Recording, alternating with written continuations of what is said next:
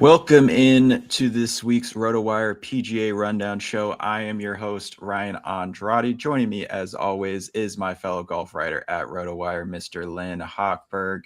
Today, we'll be previewing all things fantasy golf for this week's Valspar Championship.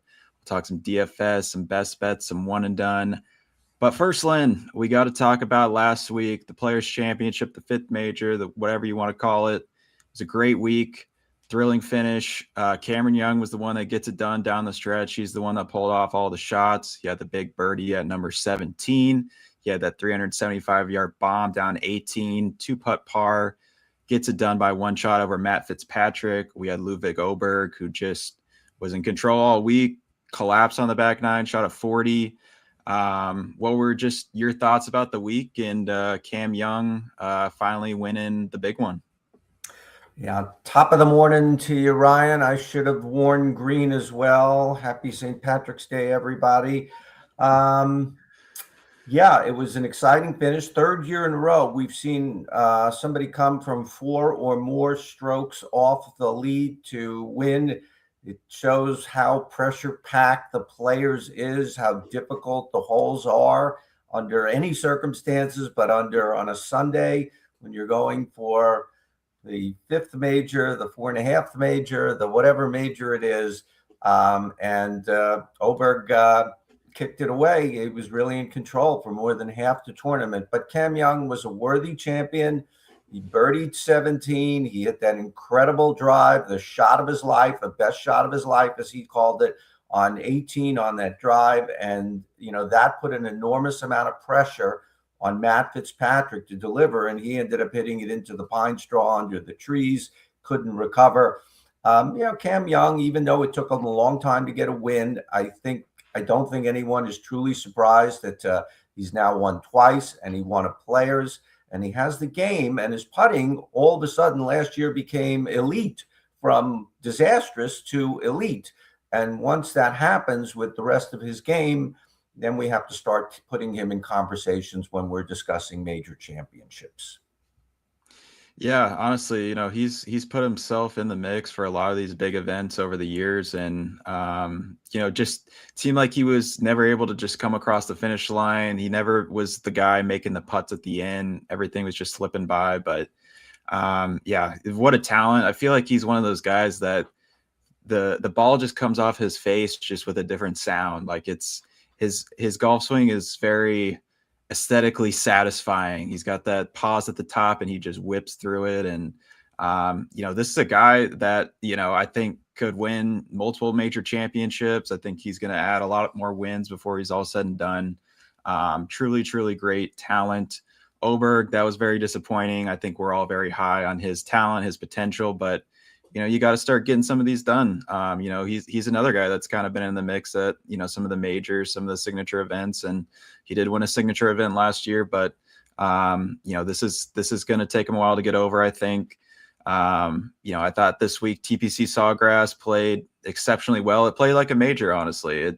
It was really hard. It punished your bad shots or rewarded your good shots. If you were missing the fairways, that rough was nasty, and it could definitely catch you out if you weren't executing. So great finish, great week all around. I hope they continue to try to make that course as tough as possible, because I think it makes for the best viewing experience.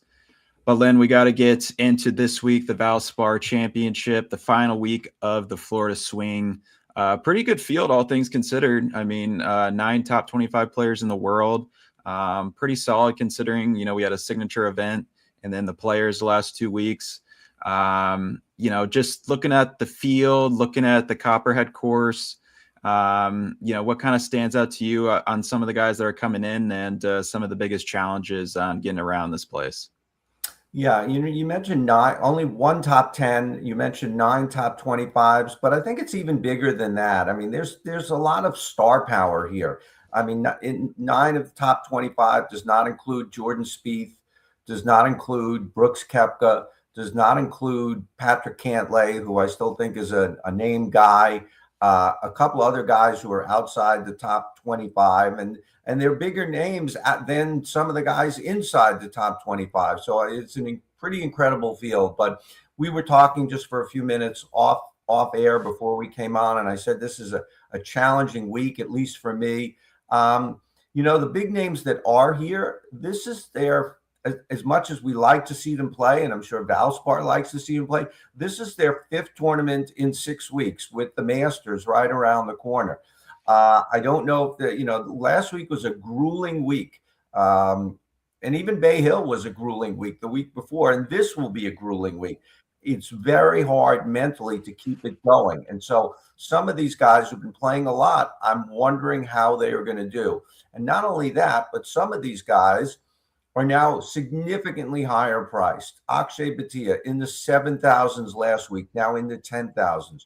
Jacob Bridgman, who was so mispriced in the 7,000s last week and delivered again, is now in the mid 9,000s. So this was a very challenging week. Last week, I don't want to say it was easy, but I looked at players like Hochberg and Young and Straka, and I knew that I was going to play them, and I was confident they were going to play well. You never know for sure. I'm not going to be as heavily invested this week. I want to say that right off the top here. I'm not going to be as heavily invested in my picks and in action this week. It doesn't seem that type of week this week to me. Yeah, it is interesting. I didn't realize that how much golf everybody's just sort of been lining up playing. It's interesting, right? Because these Florida courses are so difficult. Even going back to PGA National, there's not some of the top guys are in here, but some of the guys further down. These 4 weeks can really get you, and the season feels like it just started, but you really got to be in midseason form to play these courses. There's a lot of penalty areas out there, a lot of places you don't want to go. It's really reliant on ball striking. You got to be in control of your ball, both off the tee, into the greens. I think that's going to be the case a lot this week. The Copperhead Course, it's kind of different than a lot of the other courses in Florida. There's a lot more elevation changes. Not quite as flat. A lot of interesting shots you got to play.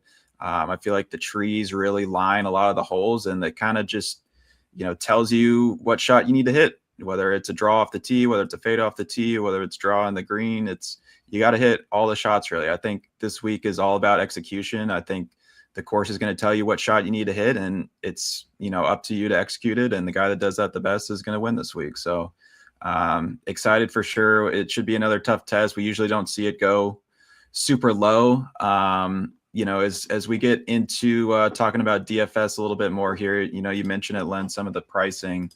I think I'm pretty sure this is the highest we've seen Xander Schauffele all year at 10,900. But do you think he's worth that price, or do you think he is, should be a little bit closer to some of the players that are below him, particularly in the upper 9K range? Yeah, what do we have? 3 guys in the 10,000s with Schauffele and Hovland and Bhatia. And I really touched on all of them at some point before submitting my article, which is now live on RotoWire. And I didn't know which way to go, or with multiple guys. And I ended up landing on Schauffele and only Schauffele.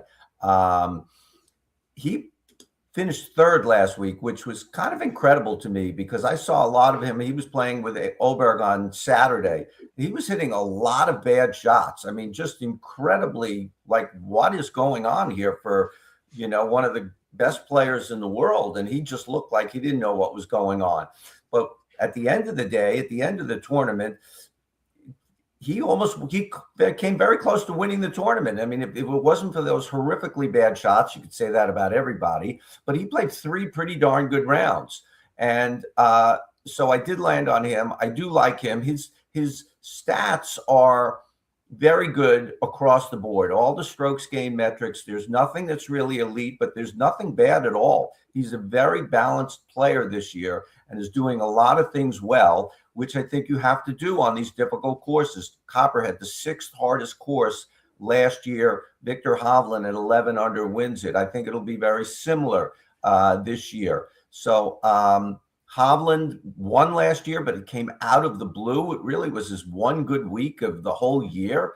And that's what good players are capable of doing. Bhatia, I'm a little bit concerned. He's played so much golf, and and he's a much higher price this week. I mean, that's not going to affect him. He's not thinking, wow, I'm a higher price this week. But like I said, I am not super confident this week, but I did land on Schauffele out of those three. I just kind of wonder some of these guys if everybody's talking about them throughout the week, and I'm going to take you on DraftKings, I'm going to take you on one and done, if they ever actually think about that or not. I hope not. I think word probably got to Colin Morikawa last week. Yeah. Somehow. Too much. The lights were too bright. Yeah, that was a very unfortunate situation. We've had a couple situations like that. Unfortunately, I had a note to say something about that, but with Jake Knapp the week before pulling out right before that started, you had Rory, pull out on Saturday at Bay Hill. Just, we're not on a great run of it. This is part of it for DFS golf, for really any part of fantasy golf you want to do. It's just kind of part of it. It's unfortunate that it's happened this much to a lot of players that everybody's been really talking about, in these last 2 weeks, but it's just part of it, like I said. Who was it that said like 80% of life is just showing up, or some percentage like that? So 80% of golf is just showing up too, also.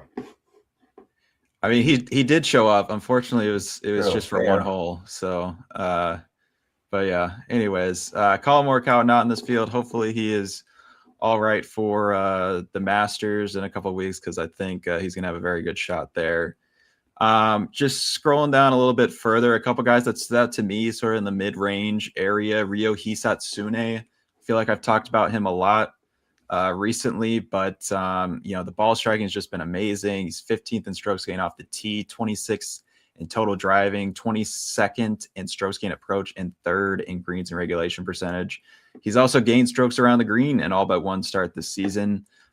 He's got 4 top 15 finishes so far on the year, and he finished T4 at this event last year, and he is a much better player coming this time around. A lot of those keys are really big to me.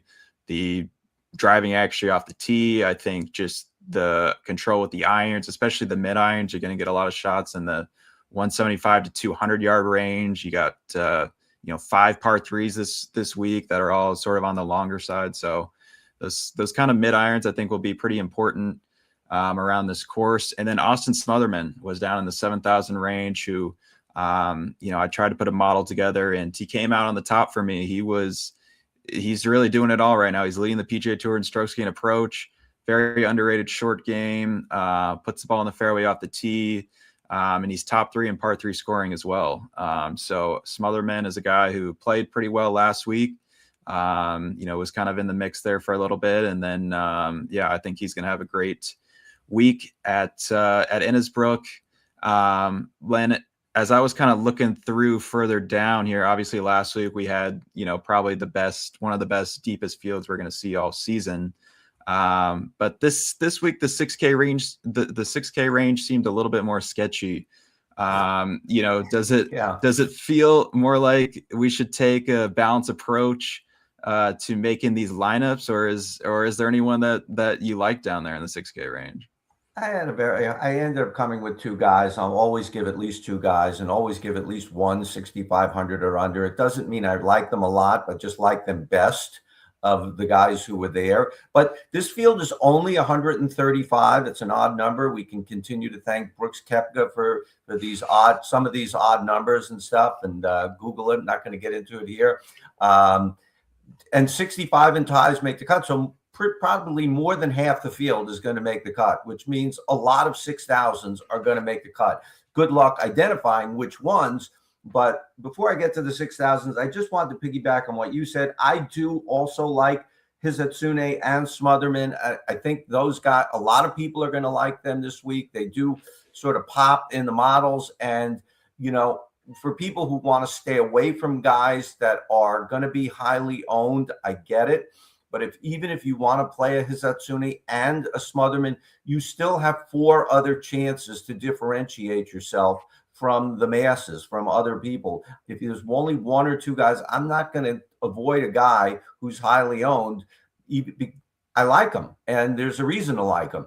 And if you can find other ways, if you match up with 1 guy or even 2 guys with a lot of other people, you still have a lot of chance to differentiate yourself. That said, in the 6,000s at 6,700, Marty Dow, Zixing Dow,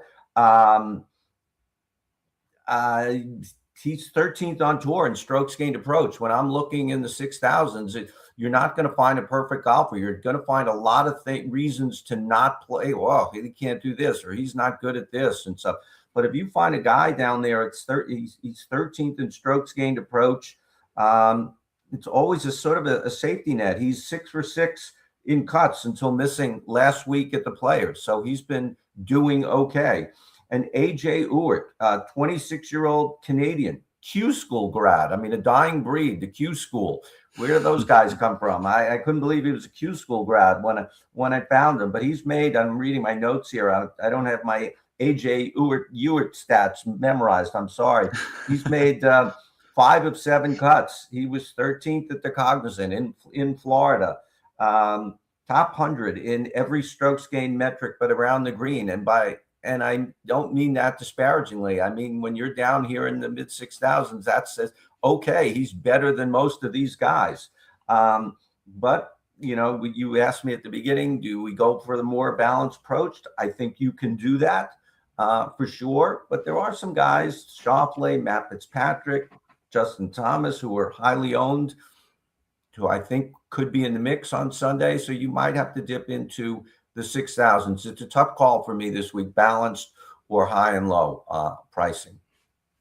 Yeah, Marty Doe's actually one that I've been kind of sneaking into lineups the last couple of weeks just because he is a really good approach player, and I definitely do like that. So also, every time Brooks Koepka plays an event, they always put out, these two players get in. They should keep a running track of like how much money these guys earn. The 2 guys that get into the field every week when Brooks is there, just to see how much they can rack up. That would be fascinating. I saw one of them. I saw both of them, but I only remember Matt Kuchar was one of them who got in. I guess the first 2 alternates get sucked in as long as Brooks does not withdraw. So just to keep that, and for everyone out there, when he's just added to the field, he's an extra as part of this whole return to the PGA Tour, and they want to keep threesomes. So when he comes in, they bring in 2 more who wouldn't have gotten into the tournament. So he's creating jobs, America. Thanks, Brooks. Yeah. So anyway, that's the whole Brooks Koepka thing, and why we have 135. I don't know what 132 would have been odd anyway, but it's a lot of odd numbers on the PGA Tour this year, but also down from 156. So the tournament is getting smaller, as they all are. Yes. A lot of politics and stuff goes into that, I'm sure. But yeah, Brooks is, from what they had, at least, he is creating at least a couple jobs each week. So good on you, Brooks.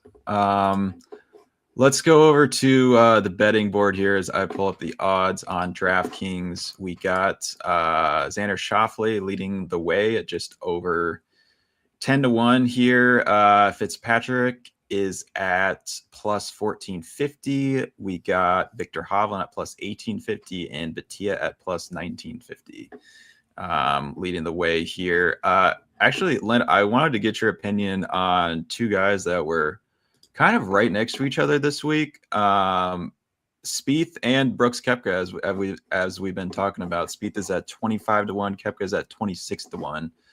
Koepka has looked a little bit better these last couple of weeks. Spieth, I feel like, is not too far away from really putting up some good results. I feel like he's shown flashes each of the last couple of times he's played. He can't really put a score together, it feels like. Which one of those guys do you think has the better week at Innisbrook? The one thing, interestingly, though, and I'm going to answer your question, but Fitzpatrick was the number 4 choice in DraftKings behind Hovland and Batia, but he's the number 2 guy in the sports book in the betting odds, and I like that. I do think Fitzpatrick warrants a better price than both Hovland and Batia. Fitzpatrick was obviously very close last week, leading the Players with 2 holes to go, and he's been really playing very well. He's back up to 15th in the world. Last year he was had fallen all the way to 85th in the world. He's really battled his way back. He won the DP World Tour Championship at the end of the year, at the end of the season last year. So that I found that very interesting. And Brooks Koepka, I do like him better than Spieth. Spieth was 12th at Riviera and 11th at Bay Hill, was it? Or 12th and 11th, somewhere, two big tournaments. So just missing top 10s right there. He didn't have a great week last week. I agree with you. He's kind of close, but I do like Koepka better. He took a step back with his putting. We saw his putting was great at the Cognizant. He figured something out that Thursday night. He did not putt well at the Players. And we lost Ryan. I'm going to talk here. Can I tap dance here for a while by myself here until Ryan gets himself back?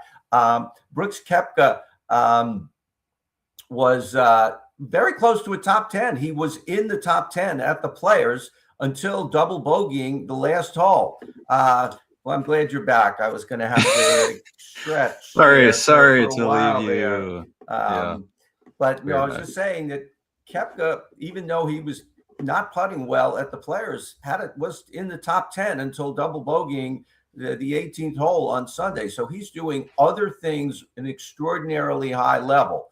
To be able to be top 10 in the Players when you're putting that poorly was interesting. So this is a lesser field. He's roughly the same price. He didn't really jump. I think he was 9,000 at the Players. I hope, don't at me if I'm wrong, but he's only 9,100. We talked about a lot of guys jumping way up in price to give me pause. Well, he's basically stayed level, and the field has gotten a lot worse, even though the field is good. So there's a lot to like about Brooks Koepka this week. And he hasn't played this tournament since 2022, but when he was there last, he tied for 12th. So he's done some things there. So I do like him better than Spieth. Have a little ongoing dialogue with Golf Twitter about Jordan Spieth, about how popular he is and stuff. But I still feel, if the Valspar could pick any one guy to be in the mix on Sunday, they would pick Jordan Spieth. NBC would pick Jordan Spieth. He would bring in the ratings. They're going up against the first round of the NCAA, first weekend of the NCAA tournament this weekend. It's a tough thing for the Valspar. Jordan Spieth and Brooks Koepka would be amazing. Yeah, no, I think it's great to see, Brooks starting to put some results together. He's now inside the top 100 finally on Data Golf. So definitely trending in the right direction here, especially with the Masters approaching. I think he's also playing next week in Houston. So the confidence seems to be pretty high with Brooks, which is a good thing, obviously. Spieth, I think he needs a top 5. He needs a top 10. He needs something like that. I think he's hitting a lot of good shots. I think he talked with the media a little bit. I think he's pretty happy about.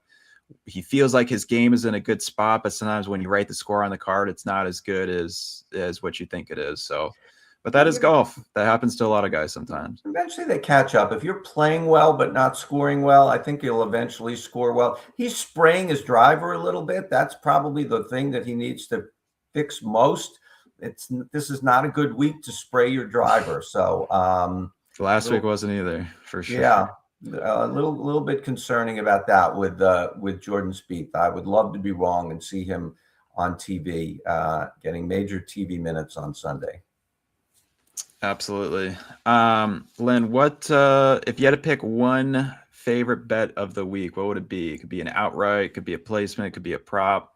Any one bet that stands out to you this week?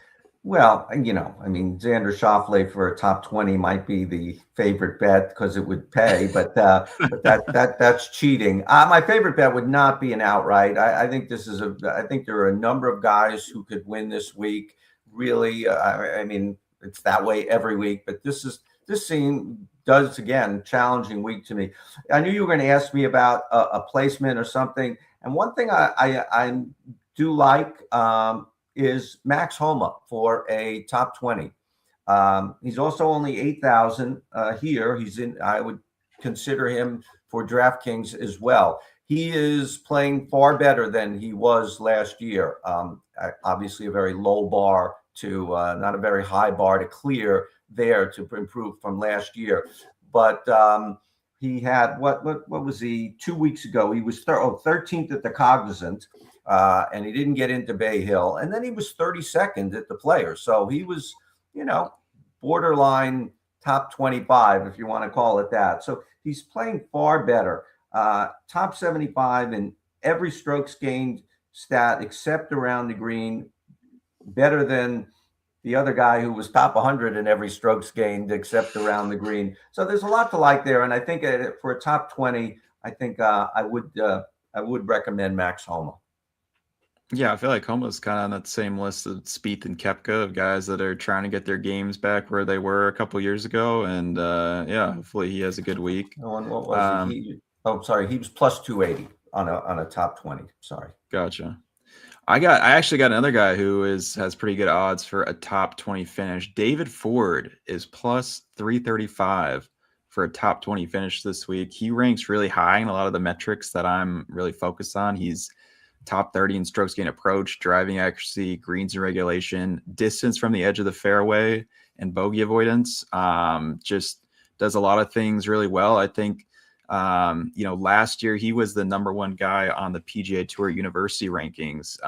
It was, and it's kind of cool saying that because, the final group of the Players Championship last week featured two guys that were #1 on that list as well and made their way on the PGA Tour through that. So clearly that's been a great pathway for players to go through and get some good experience on the PGA Tour. Last year, after he graduated in May, played quite a few events, really didn't show much other than I believe he had a top 5 in Utah towards the end of the year. But, I think just spending the last however many 8, 12 tournaments, you kind of get in the rhythm a little bit more of what it takes to be a PGA Tour pro, traveling to all these events and whatnot. And this season, it feels like he's made a lot of big strides. He's already got 2 top 20s this season. I think this is a great spot for him to notch another one. A lot of these college guys that have come out with Ford, Luke Clanton, Gordon Sargent, Neil Shipley, they've really been struggling. We remembered Clanton from a couple of years ago when he was amateur and he was having incredible success. He's really struggling. And even Nick Dunlap is pretty much the same age as those guys, and he's really struggling. And David Ford might be the best of all of them. They're all really having a rough go early in their professional careers. Yeah, I know it's crazy because, some of those guys had such just high ceiling potential written on them. Now they're all still young. They could all still develop into that. Gordon Sargent won the Player of the Year for college players when he was a freshman. Another guy that just did that, Jackson Koivan, I think we expect to see him in a few events this year. He was very good in some of the sponsors exemptions he got last year.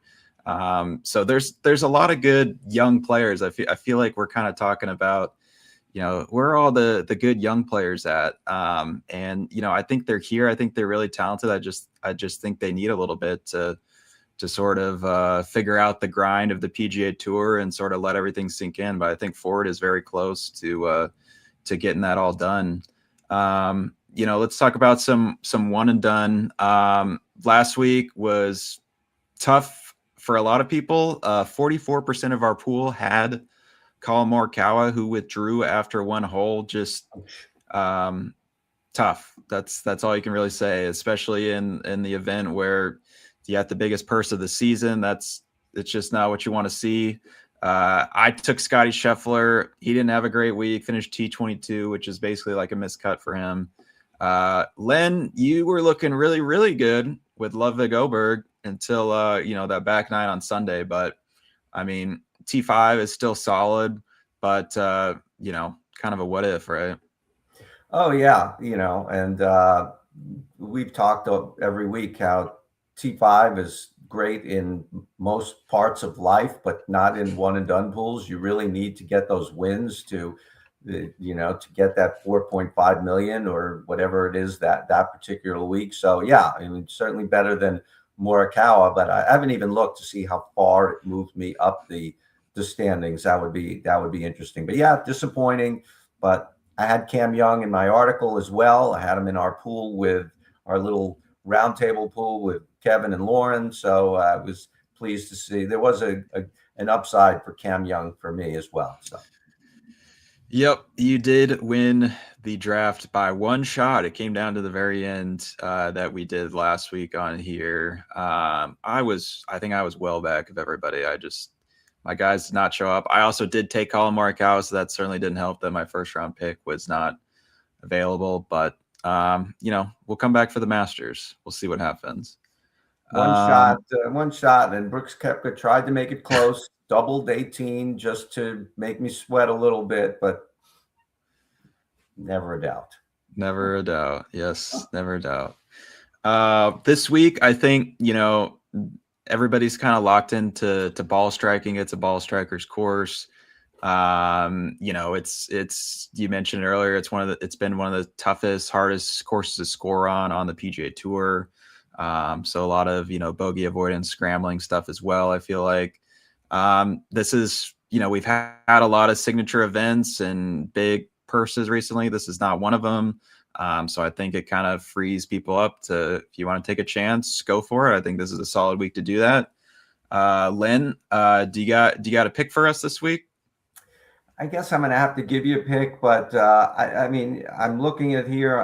I could pick Schauffele. I could pick Fitzpatrick. Justin Thomas who came out of nowhere last week after a terrible week at Bay Hill, has done exceedingly well at this course through the years and finished second last year to Victor Hovland, and just sort of he kind of kicked it away at the end last year. So Xander Schauffele, a lukewarm Xander Schauffele, and yeah. All right, you the X-Man it is. I'm going with Rio. Okay. He said Sune Wow. this week. Okay. Like, it feels like it's kind of maybe a reach to play him in a one and done, but like it really doesn't feel like it. Like, he's playing some terrific golf. He's going for his 5th top 15 finish of the season. I mentioned earlier all the where he ranks in all these ball striking categories, which is going to be really, really important this week. The short game, I think, is really good as well. I think it's kind of just if he finds a hot putter, which he did on the West Coast, he's going to have a really high finish. Last year he finished T4 and gained over 5 strokes on the green. So, hoping he runs that back this week. That would be great. Maybe a couple spots higher. But Ryo Hisatsune is a guy that I love his game. He's only 23 years old, which is crazy. He's been out on the PGA Tour for a couple of years now. So, kind of ahead of most the other people around his age. But I think this could be a great week for him.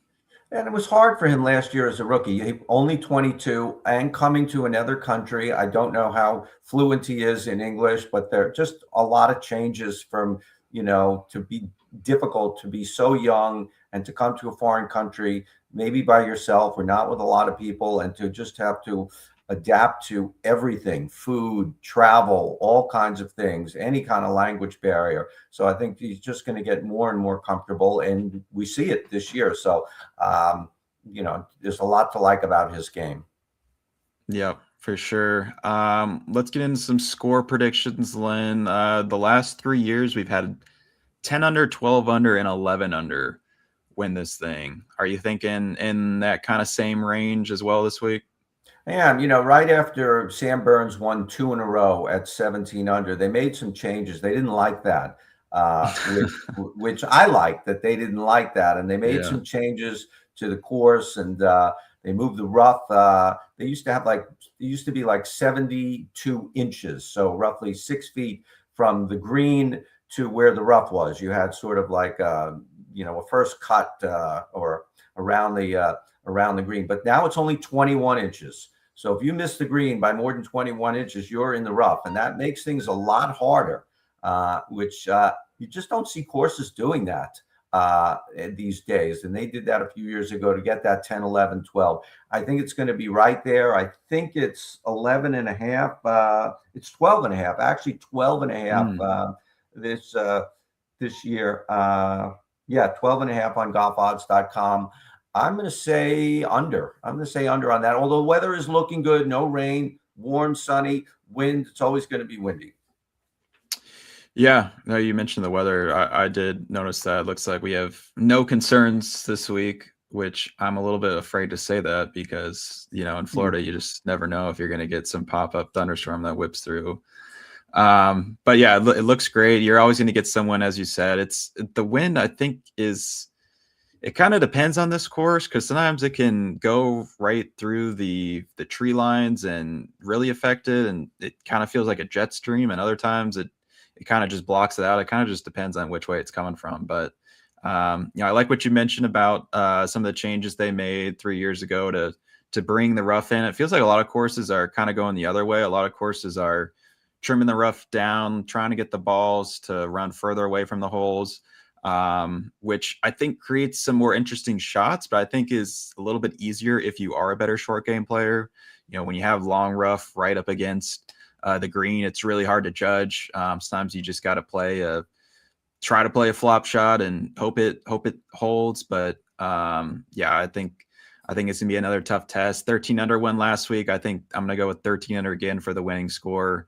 But yeah, I think it should be a great test of golf. I don't think this is not a course where we see very many 62, 63s, anything low like that. If you have a really good round here, you're shooting a 67, 68. So it's just one of those type of venues. Yeah, I'm just gonna look real quick. Jeff Sherman at golfodds.com. He's got the first round at 64.5. So yeah. Oh wow.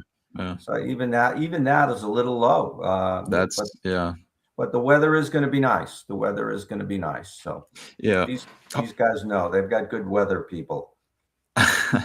Hopefully it firms up. I mean, I enjoyed what we saw last week. With the really firm, slick greens. There's a couple shots that I'm thinking back. There's some shots of guys that were left of 16 that tried to play some shots out there, and it just went right into the water. So I'd like to see firm greens here and just a really clean test for all these guys.